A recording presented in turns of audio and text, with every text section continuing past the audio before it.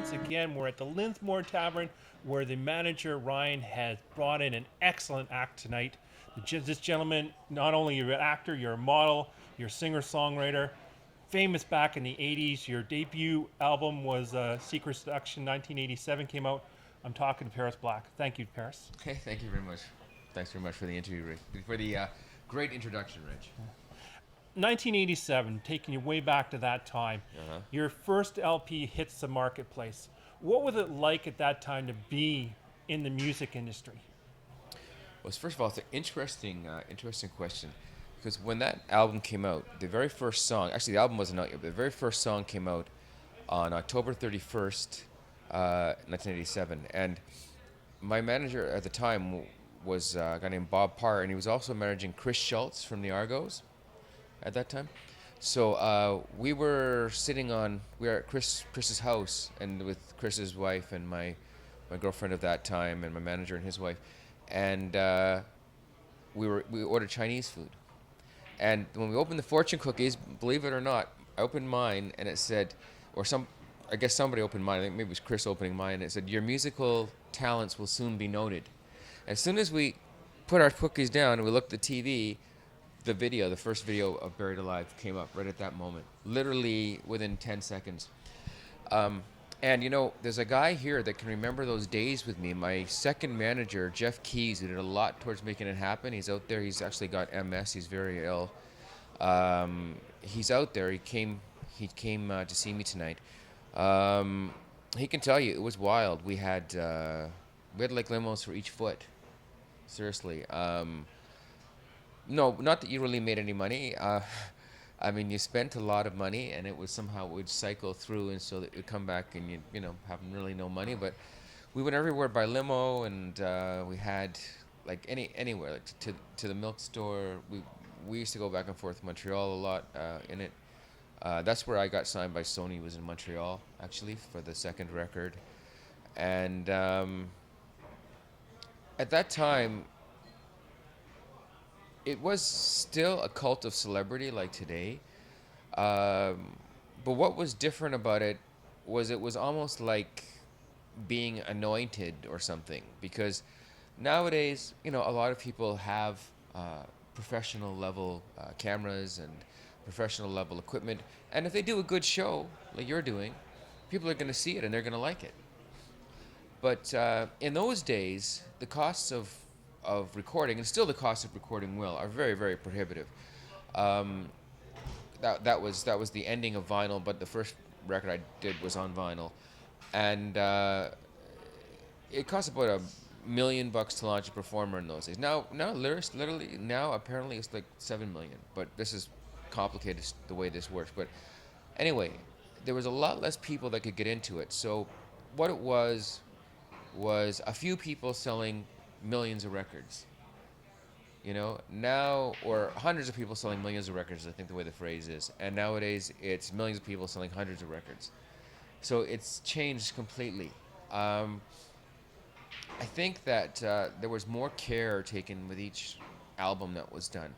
Sonically, it was perfect. In those days when we recorded, we would do, my first producer was Steve Sexton. He went on to get a Grammy, the next record that he did. We would do, maybe 50 takes of the song, and then we'd listen to the best parts of them, and then put them together, then master that, and then do it all again, and then go back and do it all again, so that everything was really slick. Not that that's what everybody wants, but for me, if I'm going to hear an artist for the first time, I want to hear it perfect. If I want to hear outtakes, I don't mind hearing outtakes of Paul McCartney or the Rolling Stones, or Jimi Elvis Hendrix. or Hendrix, or James Brown, whom I met. But you want to hear what somebody has without any explanations. This is it, but we didn't have a right budget, or this is it, but we had to do it quickly, or this is it, but we didn't have time to autocorrect, or this is it, but there was this and this. You want to have this is it. This is the best I can do here. It is. I hope you like it. Totally opposite from what I just said, though. I was really fortunate. I was good at other things. I was more an impersonator. At this point, I was 15 when I first got noticed. And That was in Catch It Catch and Rise the Star. You do your homework. Yes, it was Catch a Rising Star. Yes, in New York. I went down there because I wanted to be either an impersonator or I wanted to be middleweight champion. And then someone came up to you when you were buying a T-shirt, and that's Actually, when your actually, yeah, a nice shirt, yeah. And it was a lady from Wilhelmina Models down there. And then within a very short period of time, a lot was going on in terms of even billboards. It was pretty crazy. And then the next thing was I got seen in Toronto the next time actually singing, but I was actually just doing impersonations of singers. And that was at that place that used to be at Young and Bloor. I'm sure you'll remember the name quicker than I. The Rock and Roll Heaven. And that's when I got my first record deal, was from that. And then actually Jeff Keys took over, who's the guy out there. And after Bob Park got a lot of money together for it, and Jeff Keys took over and started promoting. And then there was a star in Quebec called Mitsu, a female star by Isba Sony, and their management said they wanted to find a male Mitsu. And then they saw me, and this is the guy for that. And so I was very lucky to fall into a few things, but I think that I was sort of schooled with songwriting by the best people around. At that time, Steve Sexton and Gary Mosby, and they're still around right now. Jerry Mosby, sorry Jerry. And then after that, shortly thereafter that, I was writing on my own, and with friends who were very like Lou Fashion and very different people. But then I ran into Kenny McLean, and we worked together for about 10 years writing. That was in '89 when you came up with your next I was LP. in 90 actually. 90 90, came yeah. out. Yeah. And Kenny and I went on tour in 91. At the same time, he was running his own thing was happening. He was playing bass with me and doing his own situation. And then we wrote a whole bunch of other songs. And then we started writing again in the early 2000s. And I'm going to do some of those songs tonight that we worked on. And I haven't put them out yet. Because just as I was going to do this album, I'll give you one. Yeah. So I was going to do it. Kenny died. So all the things that we had just been writing all this time, it just didn't feel right to put them out. Kenny was from Platinum Blonde too. Yeah, he was a bassist for Platinum Blonde, and great musician, great performer, awesome writer. To me, I think he was the most talented musician I've ever seen, and I've seen them all. I really think he was the most talented. Anyway, did he help you with that song? Hold on tight, that came out 2000. Yes. Roger Moore was involved. Yes. Was doing commercial for it. Yes. Wow, you really do. Yes, he did. Yes, that's great. Yeah, we worked on everything from 1990 it was actually January or early February of 1990 when we first started working together. We kept working together for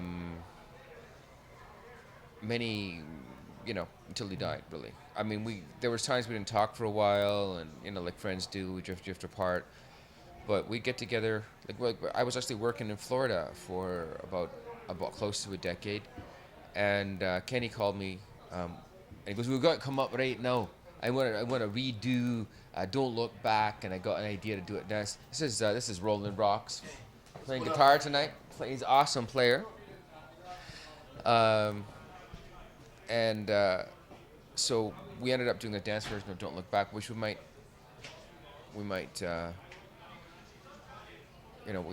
play tonight. I think we're going to do a rock version of it tonight. I don't think this is the right band to do a dance version of it, but I might put that one out. I think that's a great song. And Kenny, he just flew me to Toronto. We recorded for a weekend, and he'd met a bunch of guys from the Caribbean somewhere. I think from Trinidad, and they did the dance tracks underneath it. And Kenny and I it was Kenny's song. He just wanted me to sing it. I think he wanted a younger demographic, and it's hard to think of me as somebody that's attracting a younger demographic. But in those days, even early 2000s, I was still pretty young. So 1997, you do that Beat Blast 97. Wow. You're the producer, Yes. BMG. Was Yes. Kenny involved with that project too? No, or- actually, no. But that's amazing. I forgotten about that project. Oh my God, how the heck did you find that out? I don't even think I wrote that anywhere. It it's all about the conversation. That's what we you have to begin the conversation. We need to talk about people's past and Yeah, well, that was you know, interesting. inspiring, Oh, inspirational. thank you. You know? That's interesting. Um, I'd actually been hosting this cheesy late night infomercial out of Florida for many years, and it was just making tons of money. And so I was thinking, hey, Roland, do you want to say a few words here? What? You want to say a few words? Yeah. Let's see, what can I say? Well, that have to come from you, my friend. Hey everyone, what's happening? He's a great player, and a great guy, a great human being, and you're gonna listen to him very soon. Sweet. Yeah, you said it all for me. So Okay. Awesome, man. There he is. There's Roland. Roland rocks. So yeah, so it was this Beat Blast situation. I thought, I'm doing this other stuff anyway. What and at this time I was out of singing. I was doing this television show, and nothing wrong with doing a television show, but it wasn't a political television show like yours, or it was just hanging around on the beach with girls in bikinis, which isn't so bad, I gotta admit, but it wasn't really feeding my soul. I wanted to do. I had actually hosted a political show called People with a Purpose for Rogers, which won Best Youth Show of the Year, and when I first started coming out, and that was a very political. Obviously, it was a political show. It was anti-drugs and not pro-drugs. No, it was anti-drugs like everybody is. But so I thought, why don't I use the connections I have with getting things on television late at night, and the connections I have in the music business, and I'm sure. I know I can impersonate all these singers, because I started with impersonator. So I'm going to impersonate all the people that did the hits that year. It's funny because I went right down the list. I impersonated. I can't remember the names of the people now, but I remember the songs like "Where Do You Go, My Lovely" and "Killing Me Softly," and I wrote a couple of my own to put on there for some publishing. And the Fugees, "No Woman, No Cry," So. And then BMG thought it was a good idea. And as a matter of fact, it was Canada's #1 record when it came out.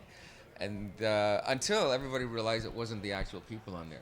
And not that we were ever saying it was the actual people. We were just playing the songs in the infomercial, and I just filmed it the same way with the dance club. And I thought people would know it wasn't the people because it was right on television. But anyway, it was a fun experience to do that. It ignited the passion again to start recording.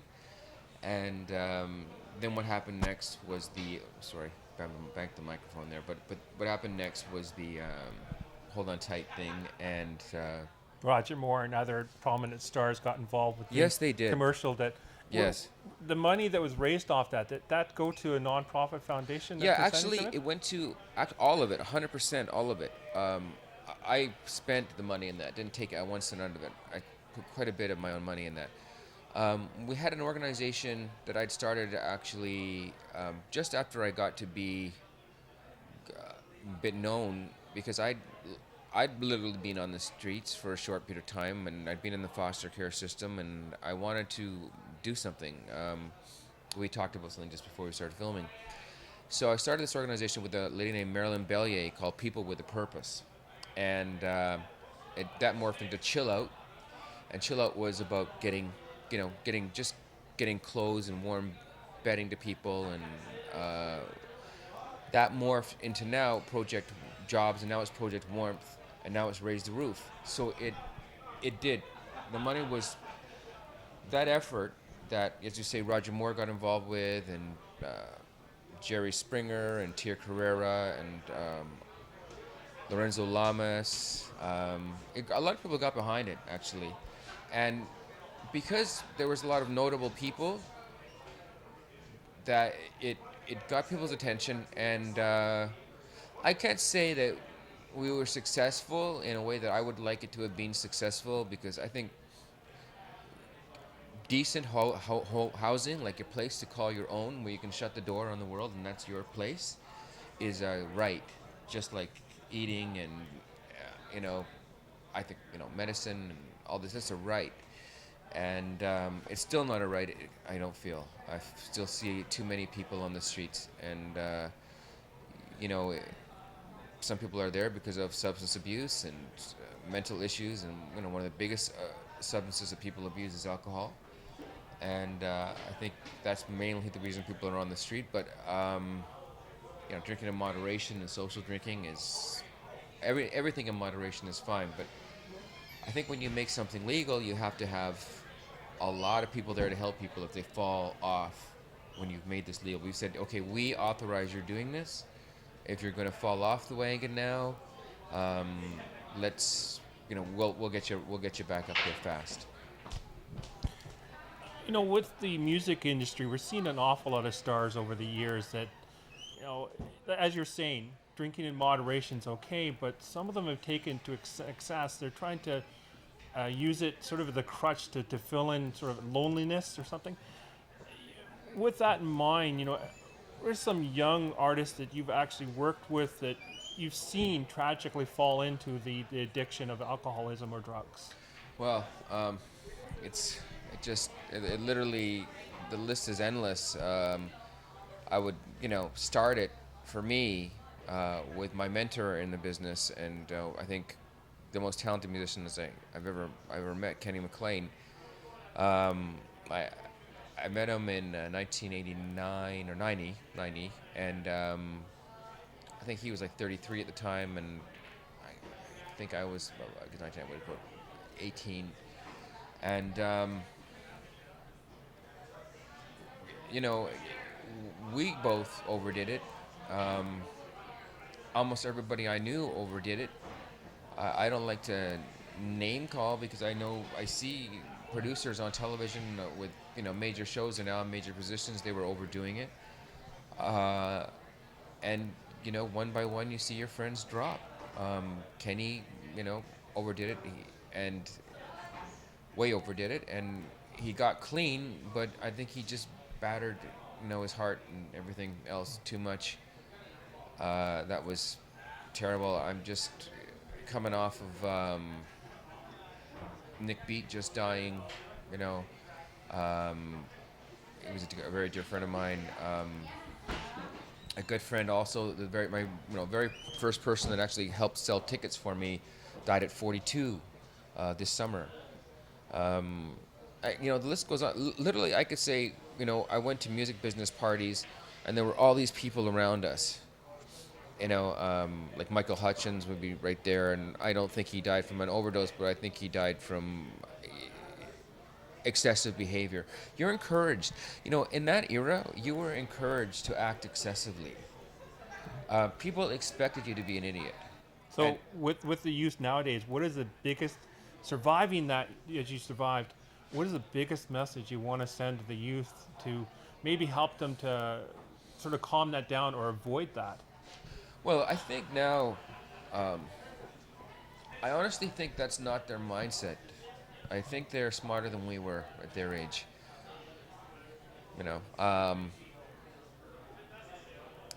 I deal with them every day because I work with a lot of young people in art schools and different shoots and things that I do, and I'm going to be in a film Sunday, and I'm sure I'll be dealing with a lot of young people there. Going to be on Men Seeking Women Sunday. It's not going to be on Sunday, but I'm filming my episode of it Sunday. And I find they're a lot more advanced than we were. At that age, I was looking for the next party. I was looking, for the next girl. I was looking for always for something to. And I think what we weren't doing in those days is we weren't filling our spiritual stomachs. I think in those days, you can be hungry, and or you can be thirsty, and somebody can give you a steak or a hamburger or all of this. But that's not going to make you stop being thirsty. And I think in the late 80s, and I actually had my most success in the early 90s with Conspiracy, because I wrote that with Michael Bolton, and that was a huge hit because his name was big at that time. I was fortunate to run into him earlier, Mark Berry, producer of the second album, actually hooked me up with him and Joe and Diane Warren. So I just feel that in those days we were totally believing that everything that we needed could be bought. And I think that the kids now aren't that way. I think they understand, most of them anyway, that there's spirituality has a place, and I think they're a lot different. But it might be the kids that I hang around with, because they're art school kids, and they're a little different. But obviously we're a very consumeristic society, but it's hard to tell a kid everything in moderation, because I remember what it was like to be a kid, and I didn't really get out of that whole scene till too late. You know how I quit drinking? I gotta say, I took a camera just like this. It was just like this, but it was Sony VX1000, and I took it to a bar with me one night, and I put it on the table, and I started filming myself, starting off my night, and then I, becoming quite an asshole and being, a loud, obnoxious little bastard, and dancing on tables, and all the freaking things that I did, until coming right home, and then being sick, and then laying on the bed while it's still spinning, and I filmed the whole night, and then I watched it, the next day, clips, I was putting clips up, and it was just horrible to watch, and I have not been hammered like that since then, and this is a long time ago. This is over before. I don't know, around the year 2000 or something like that. Maybe a little further than that. Maybe 2002 or 3 or something. But it's been over 10 years ago, and I definitely straightened myself out. Look, I smoke a doob now and again, but I don't think that's so horrible. I'll admit to that. I hardly drink. I smoke the odd doob. Shoot me. Medical marijuana. That's I'm sure it is, and listen, that's one thing I like about Justin Trudeau and his platforms. Although I wish he'd look into industrial hemp. That's one topic that I'm really in support of. Biofuel. We can basically use it to replace wood products. We can use it for cement, 6 times stronger. Ford made a car in 1940 made out of hemp. Ford ran cars, a whole fleet in 1930s made out of hemp fuel ran out of. So I mean, it's a very big industry. I'd love to see us look at it, but the tree of life. Yeah, it is. It's the tree of life. I totally agree with you. I believe that the cures for everything are not for everything, but there's a lot of medicinal qualities that haven't been explored yet, and I think and I'd like to look into them.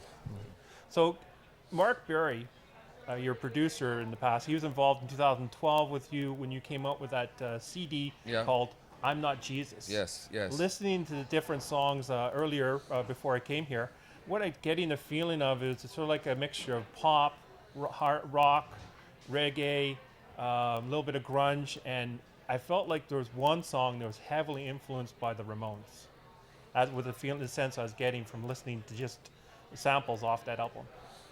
Yeah, you're very accurate. What I like about now, this day and age, is back then, you had to stick to a genre of music. You had to say, I am a rock artist and I will do rock, or I am a reggae artist, I will do reggae, or I am a grunge artist, I will do grunge, or I'm a punk artist, I will do punk. In our own hearts, we're not this. We're all different things. One of my earliest stepfathers, one of the ones that had the most impact on me, was Arnold Paris. That's how I got the name Paris Black. My real name is Kai Johansson. But and then it became Paul Travers, and I moved to England. My mom didn't want a Danish-sounding name. It was like, I don't know, different kind of world at that time, I guess. But maybe it was my grandfather that didn't want it. Whatever. But started off as Kai Johansson, and then Arnold Paris brought me on stage doing reggae with him, and he said, "This is my son, Paris Black." And of course, he's really dark, and I was really fair, and it was kind of a joke, but he loved me, and the name stuck. So, reggae music is something that I've been singing longer than anything else, and so it's definitely in me. I used to love going to clubs and listening to dance music, and I love country music. I like it all. So I didn't see why, when I'm doing an album now, at this advanced time, a little further down the road, why I can't do all the things that I like to do. I mean, I think we tried to master it and keep everything within, a genre, so it would sound like they could be together. But nowadays, because of the fact that everybody's influenced so much by YouTube, everybody can dial everything up. You see people, you know, people 12 years old singing Elvis Presley songs. 3 years old, you see it on the internet. Um, Nowadays you have kids out way in the suburbs of rich parents that consider themselves hardcore gangster rappers, and you got people in the projects that are in love with Garth Brooks. That when money talks for the very last time, and nobody walks a step behind. I mean, people resonate with these lyrics. There's great music in every genre of it. It's all good. It's all people expressing themselves. It's just like saying, because I like oil paintings doesn't mean I can't like watercolors, or I can't like drawings, or whatever. Because I like flying in planes means I can't like flying on a helicopter, or I can't like riding in a boat, or I can't like like transportation is transportation. And music, it's like the rest of the arts, is just there to get you to be able to properly convey what you're feeling and thinking. Sort of like music. The way that I interpret music is like it's a message that people are using to talk not about social issues, but talk about what's important in not only in their life but in other people's lives, and sort of trying to educate people. That's what I get from a lot of music, especially the rap stuff. That they're showing what's happening within the streets that some people aren't paying attention to. I think that's how it started. I was lucky enough to work with Ice-T in 1999. It was actually at a rave at a club called Industry. And a Canadian rapper called HDV, the pimp of the microphone, Higher, Deeper Values. I actually produced a bunch of songs for him, and he got signed by Tommy Boy Records. And the money that Sony had given him to produce the album, he didn't pay me basically. But he's a decent enough guy. He just was trapped in the era of overdoing everything. This is back in he was one of my label mates. So he made the introductions to Ice-T, and we started to develop a character. I was going to be Archangel Gabriel and come to the computer at people, and we wrote a bunch of songs. I still have them at home. They're actually pretty cool. But at this time, we were all doing E. Everybody was doing E, and again, talking about people, people were killing themselves, and people felt great on Saturday night, but by Wednesday, because all the serotonin was gone from their brain, they wanted to jump in front of subways. So we felt we didn't want to put something that was going to be more into this culture, and we both decided at the same point to draw it back. But I do have those songs, and I think the idea was pretty good. But at those times, that was the message rap had, and people like Ice-T, and the original rap crew were doing that. Then it became like anything else. Like the original rock was really blues oriented, or skittle music from England, and it was really talking about social issues. But then when a big company gets a hold of it, they don't want to offend anybody, and they start making it more and more middle of the road until you're just doing stupid stuff. But it never gets. The thing about it is, it never gets completely stupid, because people are always talking about ultimately their feelings, and their feelings are never stupid. What each person feels, there's a great commonality. We all feel the same things. Anyway, I do think you're right. I think that at the end of it all, in our music, we talk about what we feel, and nobody can tell me, as much as the world is really important and everything that's happening is really important, nobody can tell me that if they break up with the love of their life, they're not going to be upset.